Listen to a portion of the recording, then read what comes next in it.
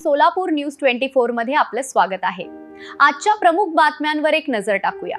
सोलापूर शहरातील कंबर तलाव परिसरात भरधाव दुचाकीच्या धडकेत एका वृद्ध महिलेचा मृत्यू झाल्याची धक्कादायक घटना समोर आली आहे। हा अपघात 18 मे 2026 रोजी दुपारी 3:30 वाजण्याच्या सुमारास धर्मवीर संभाजीनगर येथील कंबर तलावाजवळ घडला।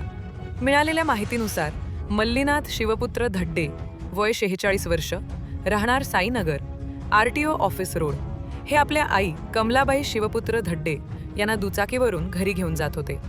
यावेळी साहिल अखिल शेख याने आपली दुचाकी भरधाव व बेदरकारपणे चालवत त्यांच्या दुचाकीला मागून जोरदार धडक दिली। या भीषण अपघातात दुचाकीवर मागे बसलेल्या कमलाबाई धड्डे रस्त्यावर फेकल्या गेल्या।